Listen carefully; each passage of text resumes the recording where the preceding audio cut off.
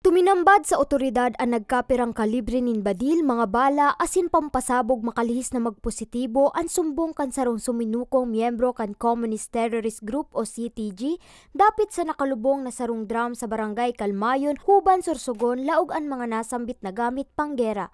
Marso 18 kan magsuko sa 9th Infantry Battalion Philippine Army ang sarong alias Kagohan na miyembro kan Platoon 1 Larangan 2 Committee Probinsya 3. Kasabay kan sa iyang pagsuko, ipigsumitirman kainingian pagsadiring kalibre 38 revolver. Sigun kay Captain Frank Roldan, kawaranin sarong taramon asin asistensya gikan sa mga pag-iribang CTG ang rason ni alias Kagohan ngani magbaliklado na sa gobyerno.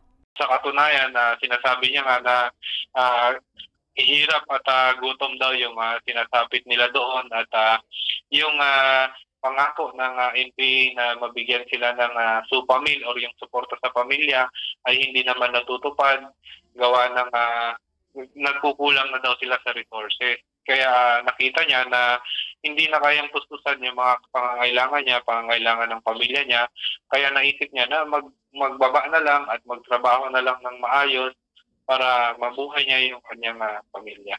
Yung drum ay naglalaman ng isang M1 carbine, isang AR-9, isang KG-9, molotov or yung mga pampasabog, mga bala ng M16 and yung mga gamit pang medisina o pang mga medical paraphernalia.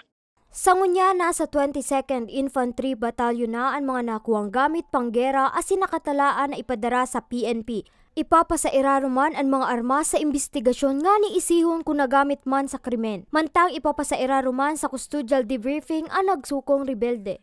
Nasa custody ito ng 22nd Infantry Battalion ngayon for interview and for debriefing. Magkakandak ito ng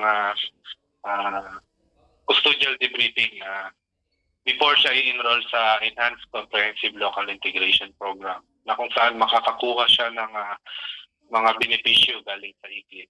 Nangapodan man si Roldan sa mga natatada pang miyembro kan rebeldeng grupo, magbaliklado na sa gobyerno asin tunungan na ang salang ideolohiyang buhay sa naman nin tawo ang nagiging karibay. Para sa mga baretang Tatak Bicol, Miriam Manalili, Bicol University Intern.